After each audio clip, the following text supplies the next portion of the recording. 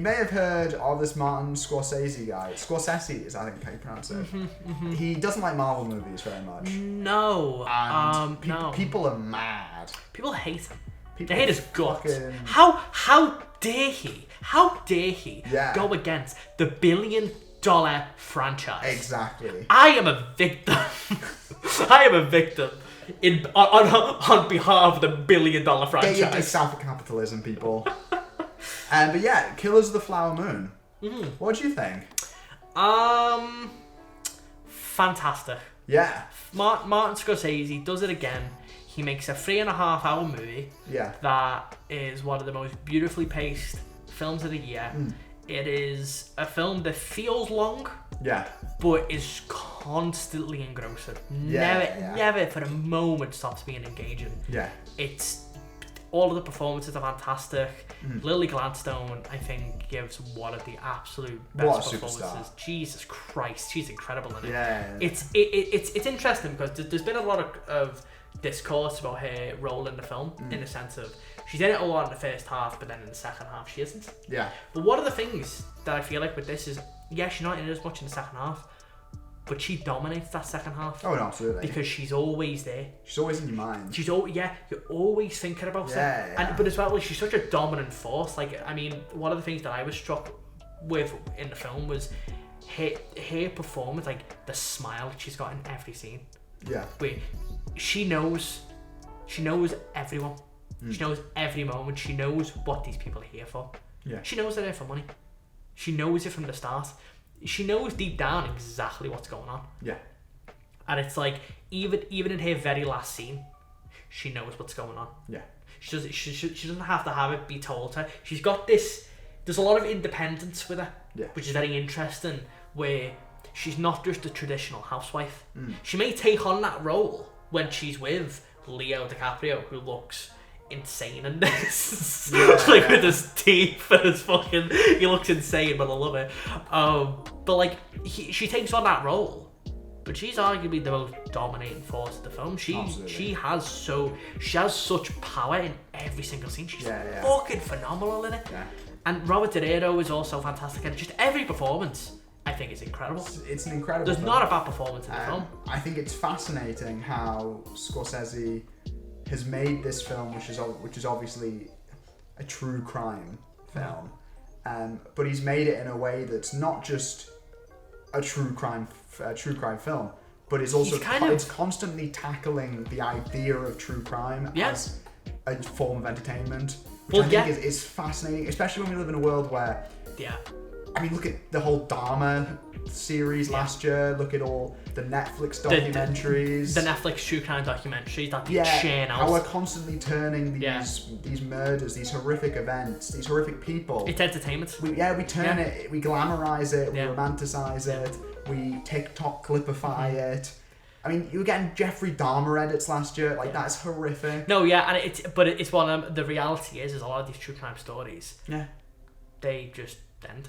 Exactly. There's no investigation. Yeah. There's no these stories are told, and then everyone talks about it for a week, and then we forget about it. And we never talk about it. What happens with this glamorization and romantification? I don't know if that's the right word. Yeah. And what Scorsese highlights so perfectly in the last line of the film is how often we brush away the darker details in a way to make these stories more sanitized and digestible. Which in a way, to me, is there's kind of a double meaning with the sheer length of the film. Yeah. Where a lot of people have said, it's a 3.5-hour film and all that, but to me, I'm like, this film doesn't waste a second. Scorsese spends he utilizes every single minute.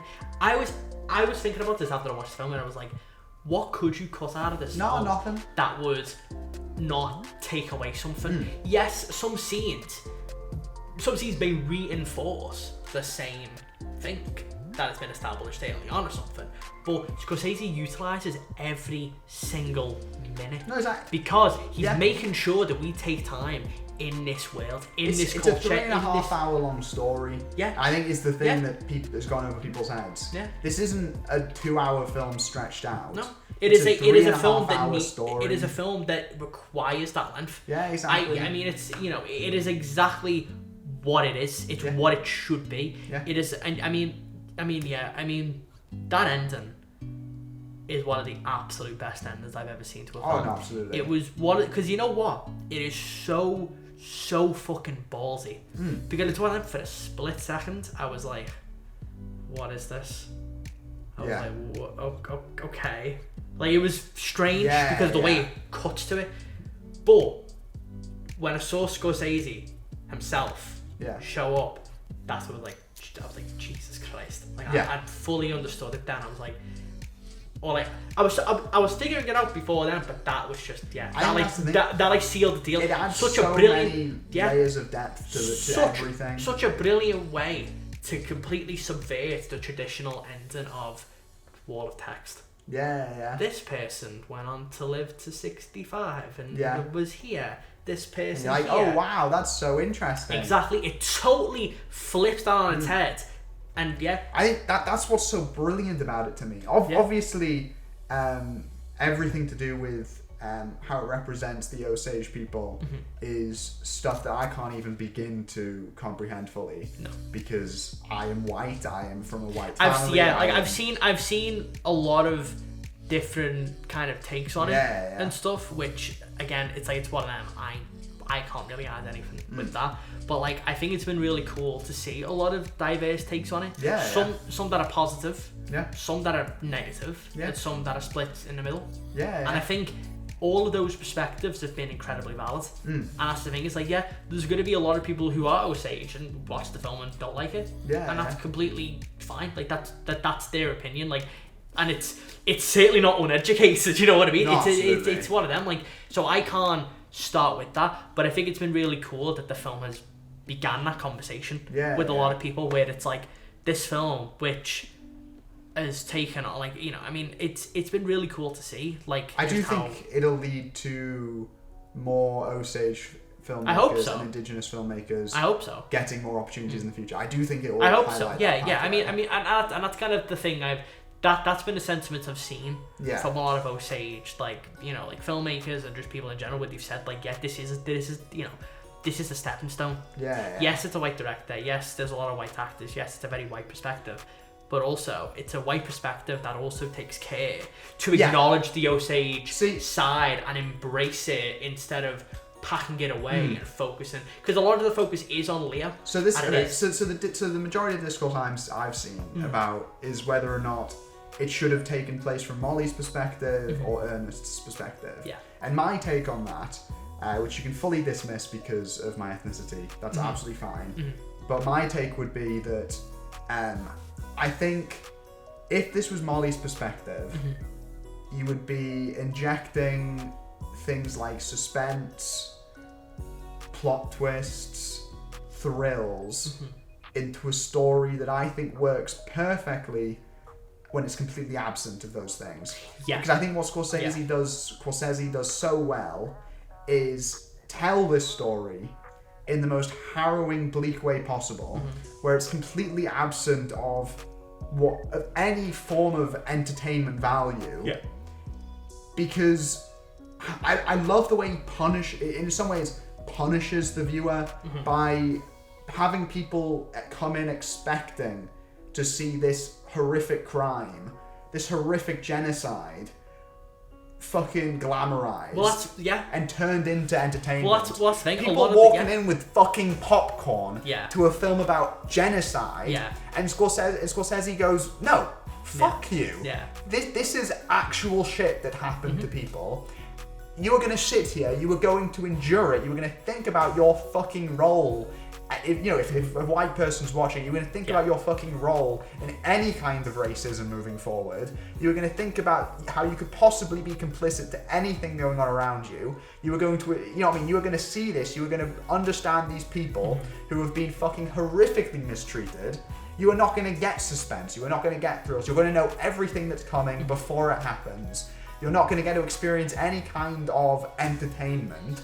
Because why the fuck should you? You don't deserve the right. Well, that's the thing in the film.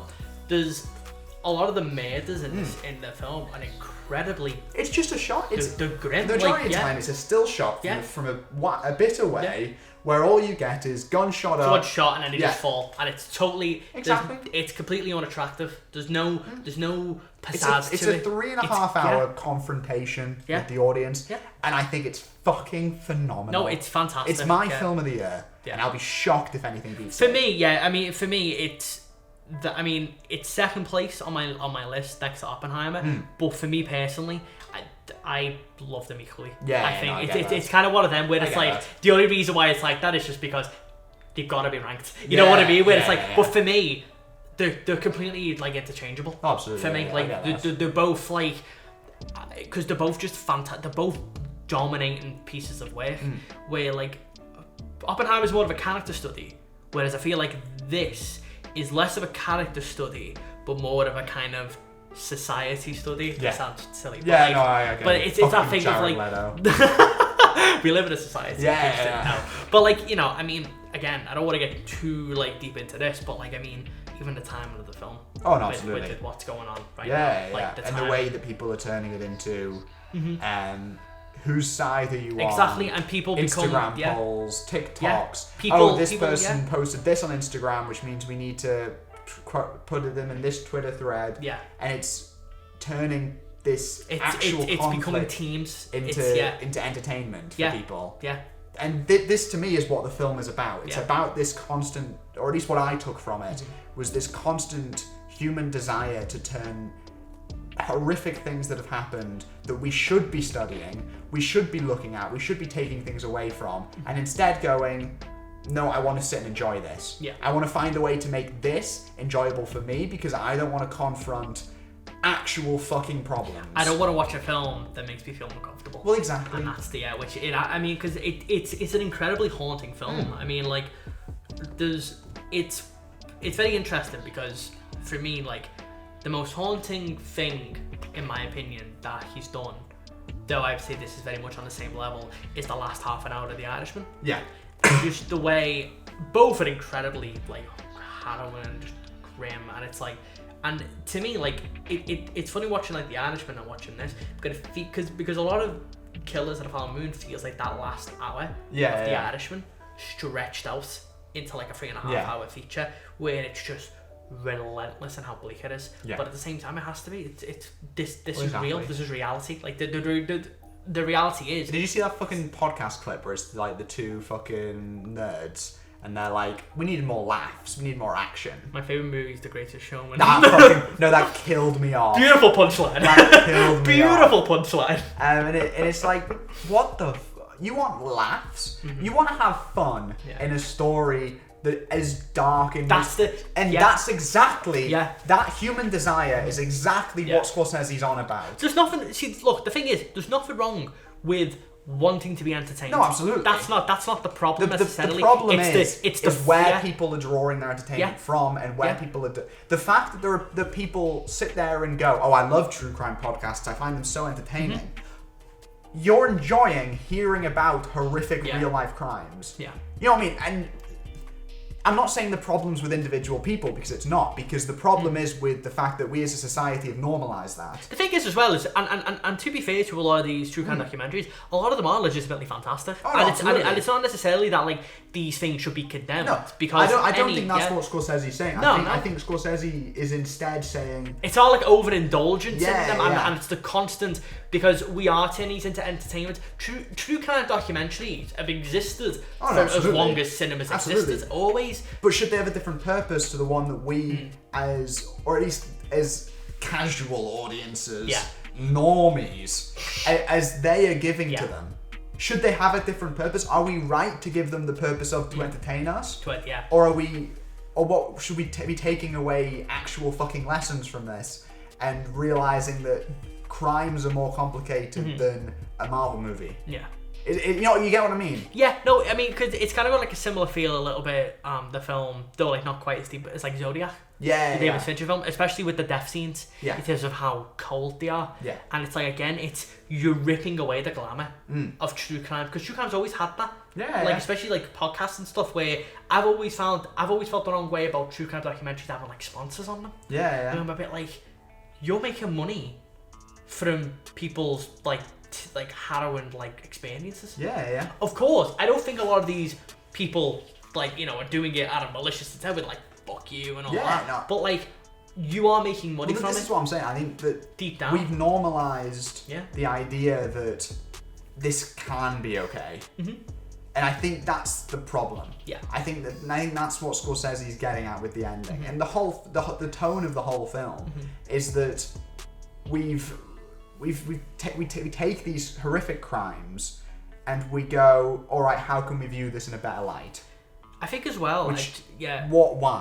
Why are we thinking that? I think as well, there's also like that thing of when people do think like that. Yeah. When they try to look at it as entertainment, they like to sort of it's a strange thing where people don't want to admit that they're watching these for entertainment, which to me kind of extends to Leonardo DiCaprio's character in the film, where he never wants to admit what he's doing. Yeah. Like, you know, like the final scene in the film, or one of the final scenes in the film, where, you know, like Lily Gladstone sits down and asks him about the insulin that she was taking, about whether or not there was morphine in it. Incredible. Which by the way, right, and this is something that, you know, it is fun to joke about Leonardo DiCaprio. Yeah. You know, like, oh, like he only dates people under the age of 25. Because it's true. Hilarious. Right, look, I like to joke about him. Yeah. But he is a phenomenal fucking actor. Oh yeah. And it's a shame that with a lot of these jokes, people forget that alright, he is a little bit of, you know, like with that stuff, it's a bit weird, but you know what? He is a fucking phenomenal actor, and that scene at the very end where he has to confront like Lily Gladstone about like the you know, about the insulin is one of the absolute best pieces of acting I've seen. Like, just the way he can't bring himself to say it. Well, his character is fucking pathetic in the entire film because he keeps running away from him. Yeah. He keeps running away from his problems. He's too much of a fucking baby to stand up for his wife. Where it's like, maybe he did have genuine feelings for his wife. Maybe he did. But I really love how the film subverts your expectations of, you think he's gonna change. You think he's gonna, you know, suddenly be like, no, I'm on his side. Because you do kind of just I think that's what Scorsese does really well, is and it rips it apart from you as soon as when Jesse Plemons like comes in. It's something. It's like you meet, like, you know, you think, oh, like, are they gonna like team up? It's that thing of, oh, it's a true crime story. It's they gonna, and then no, he fucking, that point you see it as slimy ways that he most likely got from his uncle, and it's like, he is a fucking scumbag in the film. That's what I think the first hour does really well. Yeah. Is it presents this character as an enigma, as you someone you don't know how stupid he is, and so how much he actually is aware of what's going on, because you can tell immediately the Ernest is what's Robert De Niro's character's name? Hale. I don't remember the first I think name. it's Ernest.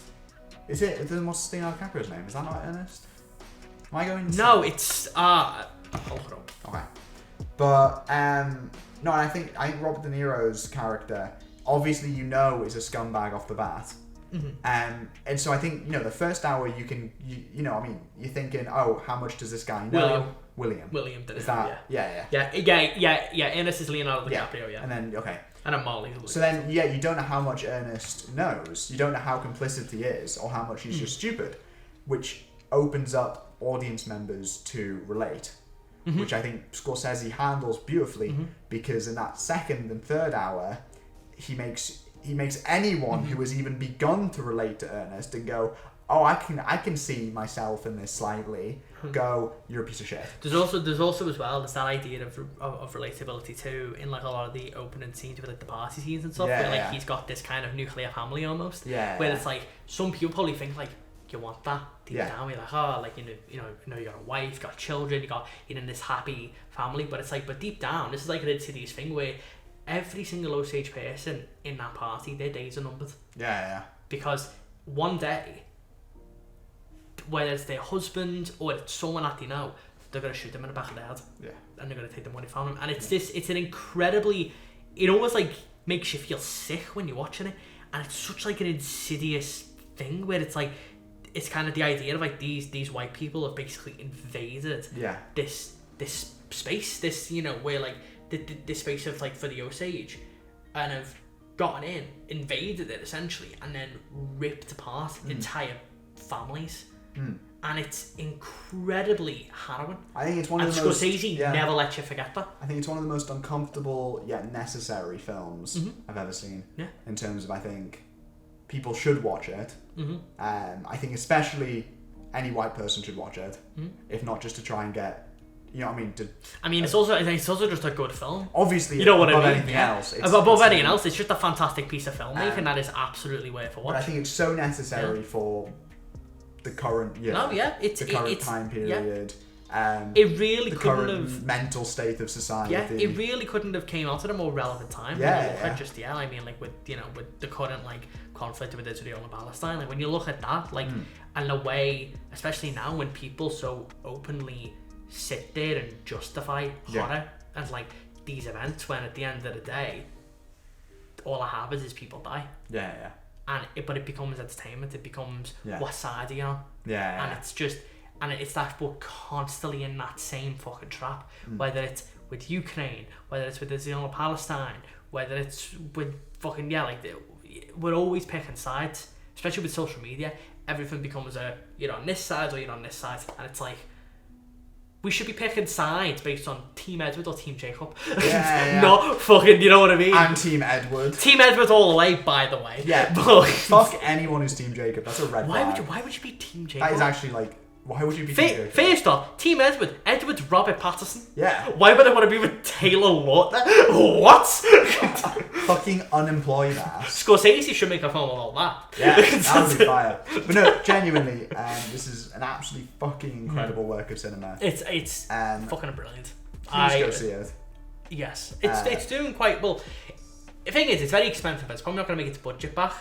But that wasn't the point. Well, yeah. The thing is, it's kind of a win-win for everyone. Yeah, exactly. Apple gets to make it be like, look, we're a prestige brand for filmmaking. Yeah. The film admittedly isn't doing terribly. It's doing alright for the. Isn't for it the like type one of of Scorsese's best performers? I think it was the third highest opening or something. Yeah. Which I mean, and you know what? It's like, I assume it's going to be on Apple TV by the end of the year. It'll be on Apple. Yeah. Probably by like December. It'll probably be on. Yeah. But I mean, as well, honestly, like I do commend Apple and Paramount. I mean, more so Apple, because this is more like important to them. But like, I do respect Apple for releasing this and Napoleon on such a wide Apple scale. TV are fucking on it. No, like honestly, right? To me, this is the future of streaming releases. Yeah. You release them in cinemas, where you give them a premium release, and then you put them on a streaming service. Oh no, absolutely. That That should be how it's done. That's how it should be for these major films like this. This is how it should be. Yeah. Where these are massive events. Yeah. I mean, fucking Killers of the Flower Moon, like it feels like an event. No, it is. It's like that rare. Incredible. It's the rare epic that you get. Yeah. Which I feel like. I mean, arguably Oppenheimer's 1, 2. It's crazy this year we've gotten two. Two, like, which both of them are fucking fantastic. Yeah.